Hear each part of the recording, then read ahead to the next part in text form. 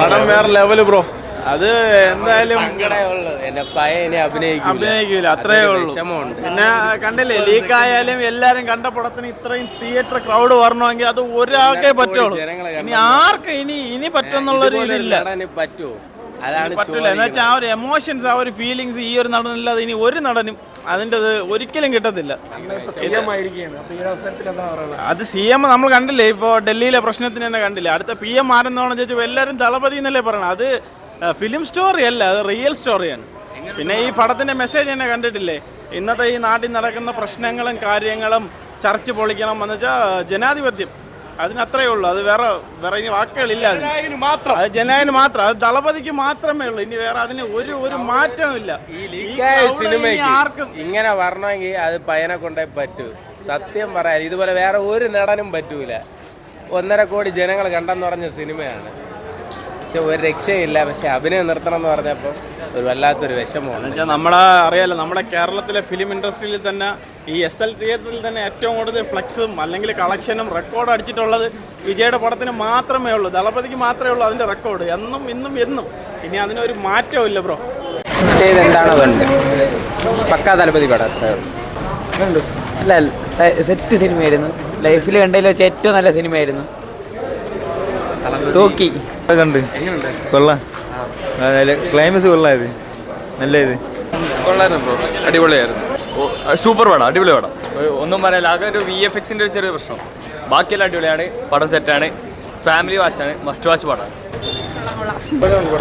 കൊള്ളാം, കുഴപ്പമില്ല, കൊള്ളാം, നല്ല പടമാണ്. പിന്നെ അണ്ണൻ്റെ അവസാനത്തെ പടമാണെന്ന് ഓർക്കുമ്പോഴത്തേക്ക് ഒരു സങ്കടമുണ്ട്. പക്ഷേ നമ്മൾ വിചാരിച്ച പോലെയല്ല, നല്ല പടമാണ്. എല്ലാ ആക്ഷനും കാര്യങ്ങളൊക്കെ ഉണ്ട്. നമുക്കൊരു ചീഫ് മിനിസ്റ്റർ ആയതിൻ്റെ ഒരു ലാസ്റ്റത്തെ ഒരു ട്രീറ്റ് നമുക്ക് കിട്ടി. വളരെ നല്ല പടമാണ്. കൊള്ളാം, അടിപൊളിയായിരുന്നു. കൊള്ളായിരുന്നു. CM ഒക്കെ എങ്ങനെയുണ്ട്? Super action packed movie. Nice. നല്ല അടിപൊളി. വിജയ് അടിപൊളി. എങ്ങനെയുണ്ട് ചേച്ചി? സൂപ്പർ ആയിരുന്നു. വിജയ് എപ്പടി? സൂപ്പർ. മാസാ? തിയേറ്റർ മസ്റ്റ് വാച്ച് ആണ്. സെറ്റ്. എങ്ങനെയുണ്ട് തിയേറ്റർ എക്സ്പീരിയൻസ്? കൊള്ളാം, നല്ല എക്സ്പീരിയൻസ്. ജനനായകൻ കൊള്ളാം, അടിപൊളിയായിരുന്നു. നല്ല പടം, കുഴപ്പമില്ല. ഒരു തിയേറ്റർ എക്സ്പീരിയൻസ് എങ്ങനെയുണ്ട്? എക്സ്പീരിയൻസ് എന്ന് പറഞ്ഞാൽ നല്ല എക്സ്പീരിയൻസ് തന്നെ, നല്ല പടമാണ്. പടം സൂപ്പർ, നല്ല തമിഴാ?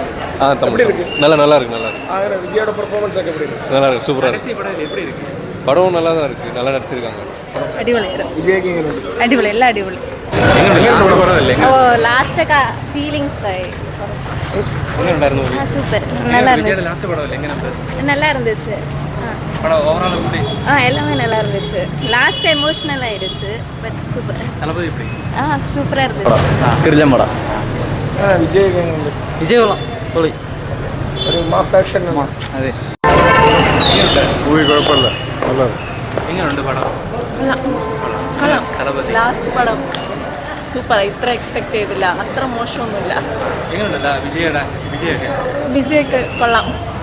ഒരുപാട് എന്തുവാ ലാഗ് ഒന്നും ആക്കിയില്ല, അത്ര സ്ലോ ആയിട്ടൊന്നുമില്ല, കൊള്ളാം, കാണാൻ പറ്റുന്ന.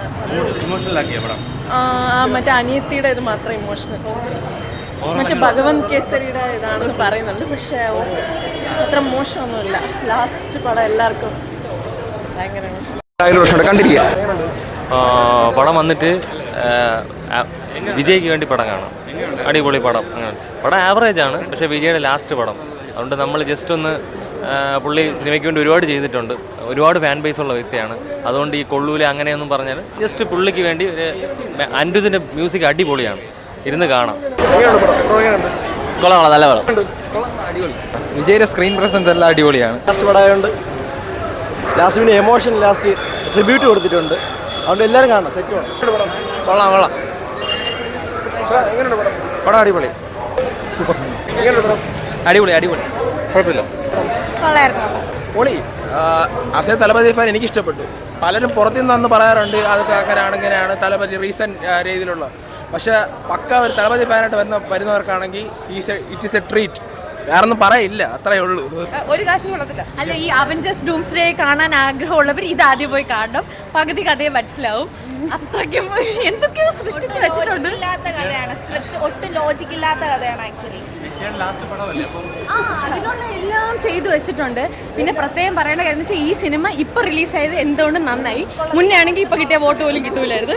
അത്രയ്ക്കും ചെയ്തു വെച്ചേക്കുന്നത്. ഒരുപാട് കാര്യങ്ങളുണ്ട്. എല്ലാം കൂടി ഇങ്ങനെ എല്ലാ കാര്യങ്ങളും കൂടി ഒരു ബോളാക്കി അങ്ങ് നിറച്ച് വെച്ചേക്കാണ്. സത്യം പറഞ്ഞാൽ അവസാനമൊക്കെ ആയപ്പോൾ അയ്യോ ഇതെങ്ങനെയെങ്കിലും തീർന്നാൽ മതി എന്നുള്ളൊരിതായിരുന്നു. അത്യാവശ്യം കൊള്ളായിരുന്നത് വിജയുടെ ഡാൻസും പോസ്റ്റ് ക്രെഡിറ്റ് സീനും മാത്രമായിരുന്നു. ഞാൻ ഇത് രണ്ടാമത്തെ പ്രാവശ്യമാണ് പടം കാണണം. ഞാൻ വീട്ടിൽ പോയിട്ട് ഞാൻ ആദ്യം പടം കണ്ടിട്ട് വീട്ടിൽ പോയിട്ട് ഞാൻ റിവ്യൂവും കാര്യങ്ങളൊക്കെ എടുത്ത് നോക്കിയപ്പോൾ കുറേ പേര് പറഞ്ഞ് ഇതിന് മുമ്പ് എന്ന് വെച്ചാൽ ഈ പടം ഇലക്ഷൻ ജയിക്കുന്നതിന് മുമ്പ് ഇറക്കിയിരുന്നെങ്കിൽ ഇത്രയും വോട്ടും കാര്യങ്ങളൊന്നും കിട്ടൂല എന്നാണ് പറഞ്ഞത്. പക്ഷേ ഞാനൊരു കാര്യം പറയാം, എന്തുകൊണ്ടും ചില കാര്യങ്ങൾ ഡയറക്റ്റായിട്ട് പറയാനുള്ള കാര്യങ്ങളെല്ലാം ഇൻഡയറക്റ്റായിട്ട് സിനിമയെ കൂടെ കാണിച്ചിട്ടുണ്ട്. പക്ഷേ എനിക്ക് ഓക്കെയാണ് ഫാൻ എന്നുള്ള രീതിയിൽ എനിക്ക് ഈ പടം വർക്കായി. പിന്നെ കുറേ നെഗറ്റീവ് അടിക്കുന്ന കുറേ ആൾക്കാരുണ്ട്, അവർ ആ സൈഡിൽ കൂടെ പറഞ്ഞുകൊണ്ട് പോകും. നിങ്ങൾക്ക് പടം കാണണമെന്നുണ്ടെങ്കിൽ, വിജയ് കാണണമെന്നുണ്ടെങ്കിൽ ഉറപ്പായിട്ടും തിയേറ്ററിൽ വന്ന് കഴിഞ്ഞാൽ മസ്റ്റ് വാച്ചായിട്ട് കാണണം.